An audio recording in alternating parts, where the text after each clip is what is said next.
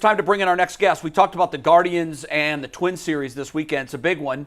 And we're going to see the City Connect jerseys. Everybody's excited about that. But also, and I think they started this maybe a couple of years ago, the games on Apple TV. Was it last year or a few years ago? I think it was 2 years ago, I believe. A couple of years ago. I Heidi love it Watney because the games are in 4K. I do too. Yeah. I wish all of the games looked that beautiful. Oh, my God. It's amazing. I mean, it's crazy what a difference that makes. Heidi Watney from Apple TV is going to be on the broadcast crew for this game, and she joins us now. I guess are you in town yet, Heidi? Are you already here in Cleveland? Yes, got in last night. Wonderful. Took a walk down to the Pro Hall of Fame. It's great. We apologize for the weather. I mean, it's going to be better for the weekend. It looks like it's supposed to clear up tonight for the game. Allegedly. Yeah, we hope it does. I think it'll be all right. Heidi, first of all, tell everybody a little bit about the broadcast. There's some fans that don't really know how to get it, where you get it, what's involved. Tell us a little bit about the broadcast crew, your role, and how fans can watch this. Well, Wayne Randazzo, Dontrell Willis, and myself are doing the game for Apple TV. This is the third season of Friday Night Baseball on Apple TV+. Nice. There's a doubleheader every Friday night, so 2 games. Tonight, I believe the games are at the same time, but sometimes they stack them, one East Coast, one West Coast. It just depends. This year, they're going with just the better matchups. And I'm excited to be in town to do Twins Guardians because this is a great division rivalry.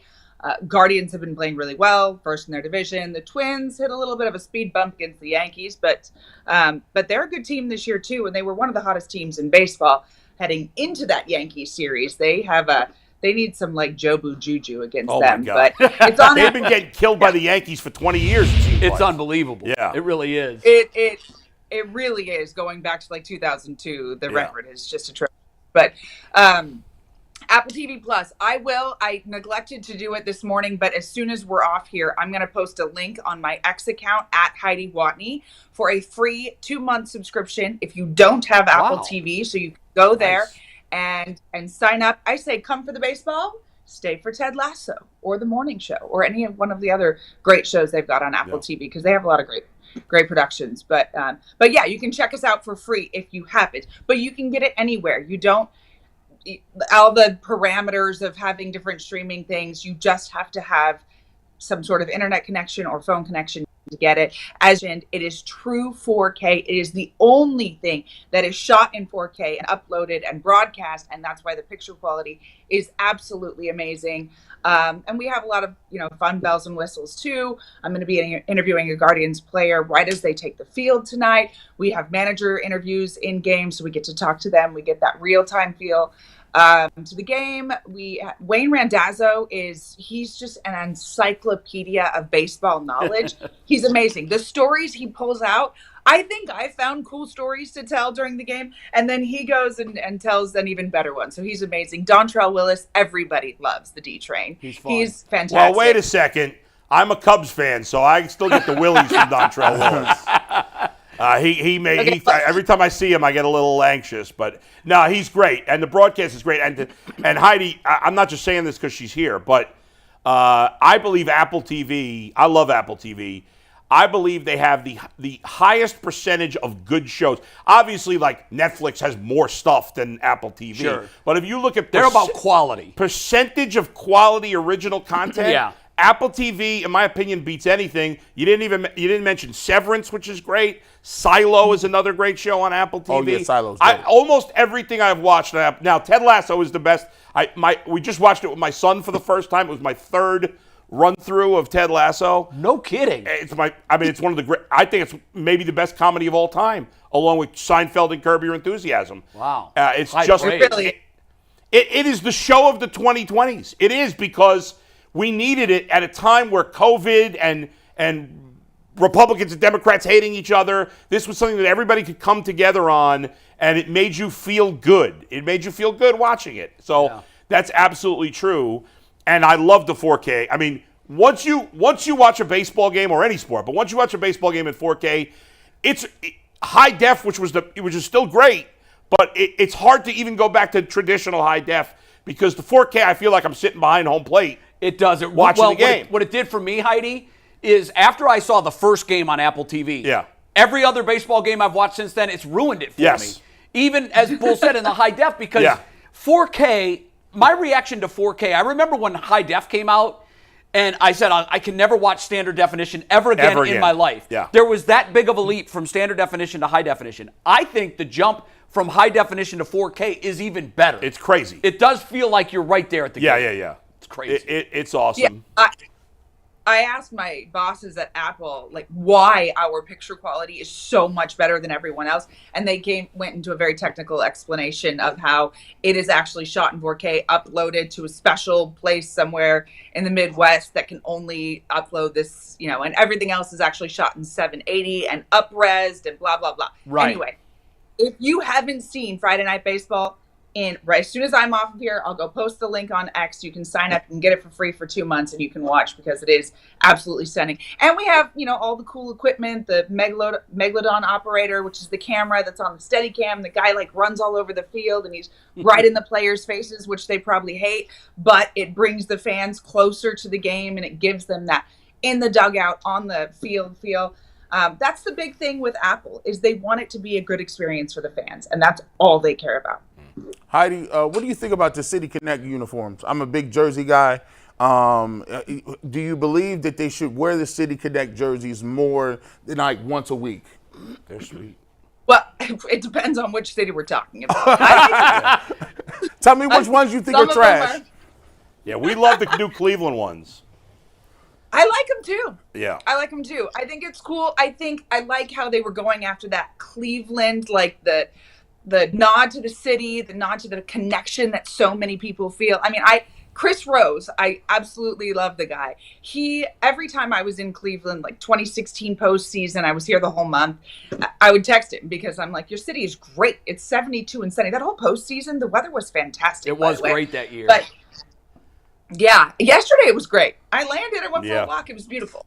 I'm sure it'll be nice tonight. But I feel like people who are from the land just embrace that fact and that feeling and that culture so much. And so that's what they were going for. And I really like that they did that. I heard Josh Naylor's a huge fan, and he's going to talk to, I think usually starting pitchers get to pick which jersey they wear, within the team parameters of what they have to wear. So I think he's going to be pushing to wear these more often. I like them. I think they look cool. I think they're great. Heidi, the game itself, the one thing that the Guardians are missing is Steven Kwan. Obviously, the starting pitching, too, with Bieber going down early. The biggest thing is Kwan, I keep watching this team, and I keep asking myself, who the hell is going to be the leadoff guy in his absence for however long Kwan is gone? Now, I know that they're still stringing wins together, and they're winning here and there. I don't think they're the same team they were the first month of the season when Kwan was out there. What's your assessment as to how they fill that spot? Can they fill that spot? Because it's clear they're a different team without him.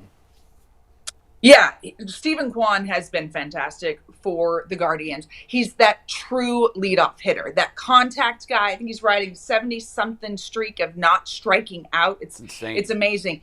His on base, his bat to ball. He's just your prototypical leadoff guy in a world where a lot of teams are getting away from that. But he does set them up perfectly. And then you've got Naylor and you've got Ramirez and you've got Jimenez and all those guys that can come and get some more RBIs because he's always on base.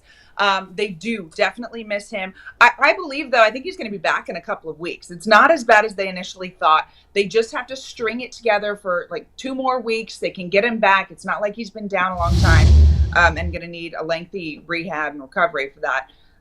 But yeah, I who fills that spot? I mean, it's really tough when you have a guy at the top of the lineup that's perfect for that lineup. And he's really been the catalyst for this team. And that's one of my points in our open tonight is going to be, the runs per game, the runners with scoring position, which Andres Jimenez has been great, but you got to have guys on base in order to do that. Cleveland's offense has been impressive, though. I mean, I think they're top 3 or 4 in the American League in most offensive categories this year, which you're not used to seeing from Cleveland, and I think is helping absorb that blow of losing Shane Bieber even more. I'm worried about when he went down. Sorry, go ahead. No, I appreciate it. I'm sorry. I'm worried about the sustainability of it, even when Kwan comes back, because their numbers with runners in scoring position are so positively out of whack. I just don't know if that is sustainable. And right now they're getting almost nothing offensively out of center field, catcher, shortstop, right field. That's 4 positions.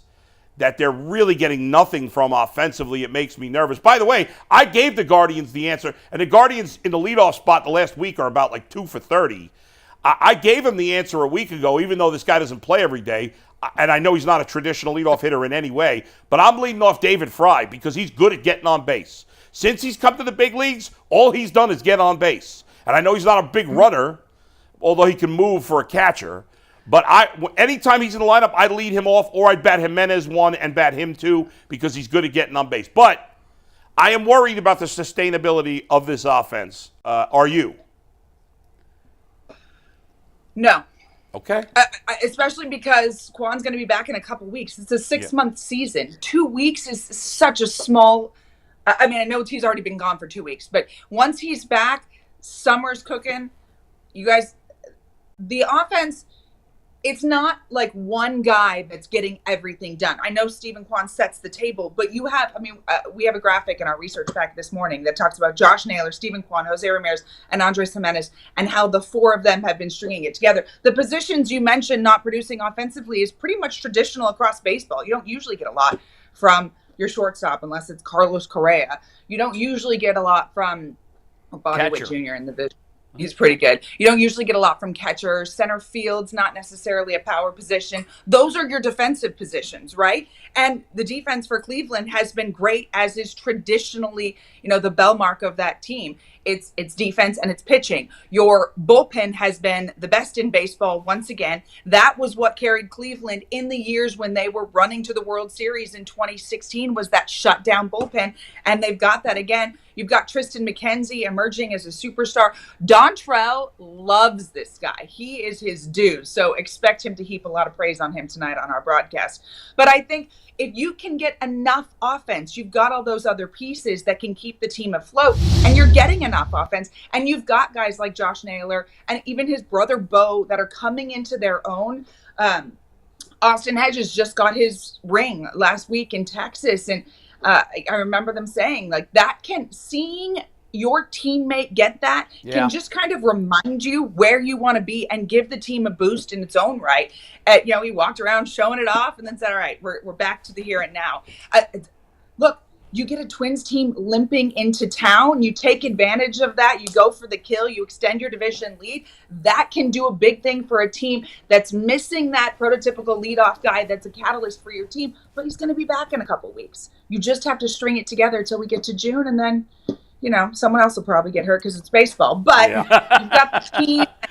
You've got the team that can kind of sustain it. Heidi, Stephen Vogt, who I fell in love with in spring training, is a funny guy, and I'm not sure that the Cleveland baseball fan has been introduced to his sense of humor at all. He does impersonations.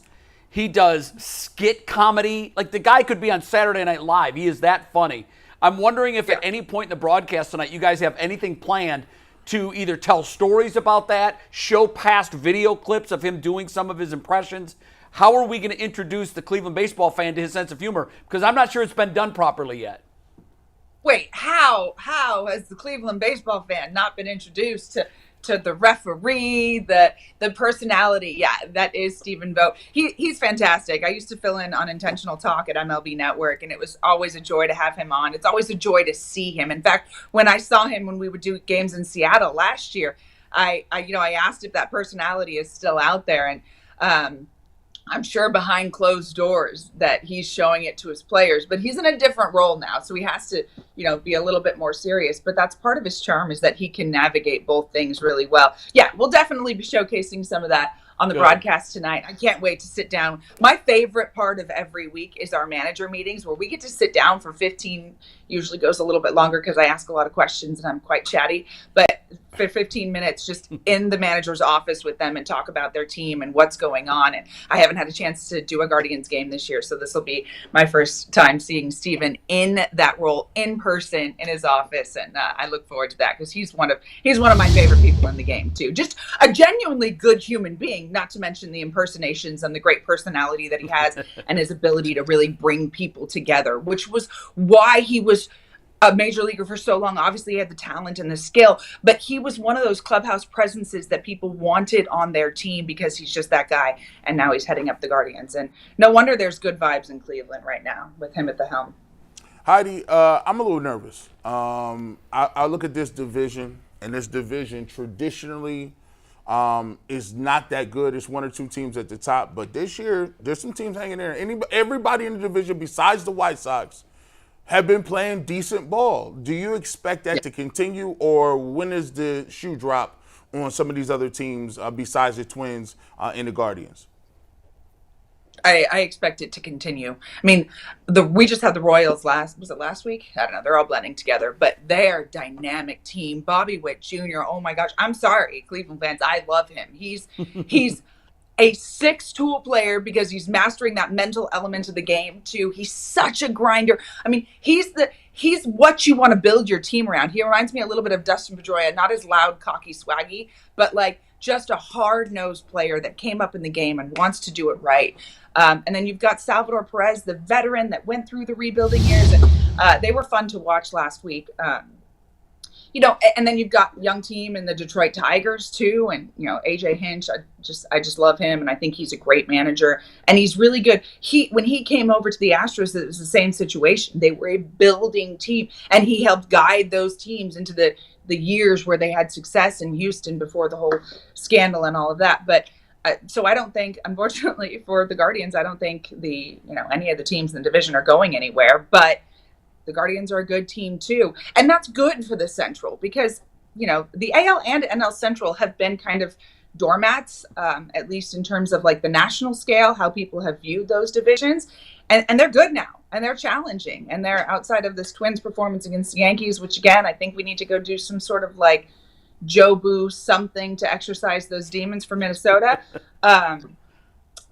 You've got four solid teams in this division, and then you have the White Sox who are actually playing better the last couple of weeks. So who knows? Heidi, I think what it's going to make for is a long and fun baseball season that stretches into the fall. September is going to be wild when all these teams are playing games against one another, and that's when the division should be decided, and I think it will. Heidi Watney, you do a fantastic job. I've always been a fan. Keep up the great work, and we'll enjoy your broadcast tonight of the Guardians and the Twins on Apple TV. Heidi, many thanks. Yes, I'll go on X right now and post that link. If you've never seen us, come check us out tonight. Yeah, that's great. Heidi, thanks. We appreciate it. Yeah, that's a great deal. So 2 months, she said. Yeah. So go to Heidi Watney's X account, formerly Twitter, and click the account and sign up, and you get it for 2 months for free, which ensures that you'll be able to watch tonight's game. And I contend that once you watch tonight's game, if it's the first one you watch, you'll make it a habit on Friday nights, even if it's not a team that you're in love with, just to watch the beautiful product. Now, you got to have a 4K TV. Well, most to be people, able to watch it. I think if you've bought a TV in the last couple of years, you probably have a 4K TV. I think she's great. I respectfully disagree. I'm nervous about the sustainability of the Guardians' offense. Yeah. Well, she's, I think, without by any nature additions. Optimistic. She is, yeah. And that's fine. Yeah. But I got to tell you, the longer this stretches, as you know, when the sample size grows, and the results are still there, you get a sense more and more that this is. I think they're a 90 to 94 win team. 94 would be the high end. I do think they can win 90 games this year. And when the season started, I wasn't sure. Yeah, I'm not. We'll find out. I'm not there. We'll find out.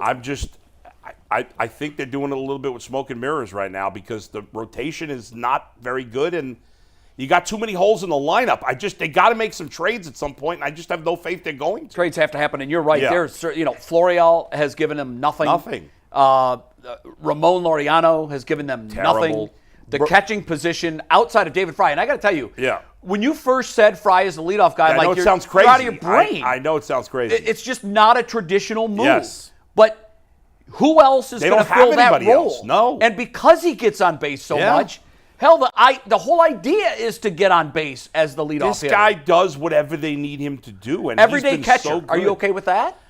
I mean, because it stunts the growth of Bo Naylor. What do you do with Bo? Yeah, I mean, they ain't gonna do that. I think Bo Naylor is so talented. I don't want to do that yet. I know they ain't gonna do that. And they've been able, because Fry is not a traditional catcher. He's played first, he's played third, he's played left. They've had his bat in the lineup more often than not. Right now, when I'm getting nothing from Freeman, nothing from Rocchio, nothing from Arias, nothing from Florial, nothing from Laureano, and nothing from Manzardo, way too early on him, but very little from him. Early results aren't good. I mean, outside of Kwan, Naylor, and Ramirez, I would argue Fry even better than Jimenez.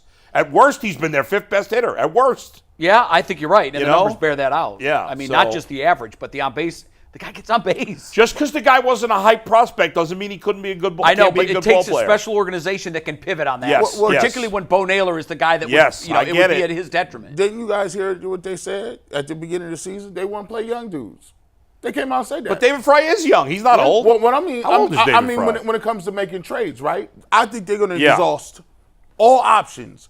They're going to overgive these guys an opportunity before they. Well, make a deal. they're giving them plenty of opportunity. Yeah, they like Florial, I don't know where you are on him, Bull. I've seen enough. Yeah, I don't need. I've seen enough. I've seen enough Florial and Laureano. Laureano, I think we all can agree is done, Yeah. but the $8 million price tag with him makes him a difficult decision. David Fry is actually 28. He must have been in the minors for a while. I like him, though. I Yeah, would I like what combine. I've seen. I would combine both of them. Floriano got to go. Floriano. Okay. Floriano. They need at minimum a legitimate hitting outfielder and a legitimate starting pitcher. I'm not saying it's got to be a superstar. Right. I'm just saying a legitimate starting pitcher. It doesn't have to be today. They're Right. playing well. I think they're managed well. The bullpen's fantastic, no doubt. But did you see the stat that the Guardians have the first, second, third, and fourth most appearances from relievers It's going to catch up. in the American League? It's going to catch up. Like, Yeah. that's what scares Yes, me. no doubt. Those wheels are getting wobbly too early in the season. Now, Yeah. Clase I'm not worried about. But some of these other guys, they've already got over 20 appearances, four Yeah. of them. I mean, that's yeah. insane. Yeah. And that's because the starting pitching, A, has been inconsistent, Yes. and B, can't work deep into games. No. They've got to get better at getting into the 6th and It's a 7th inning. killer. I mean, that's obviously Bieber being hurt is just a killer in general. But It is. like he's the one guy you know is going to routinely give you 7th seven and 8th innings. inning, You know, almost Yeah. out of jump, he's going to give you that. His first 2 starts, it's incredible to me, is that second start Yeah. when he had all those strikeouts and still pitched great. I know. He probably had a tear then yeah, I mean, he and had just to, I gutted think. it out. And He's amazing. Man, we it miss him. sucks. Yeah.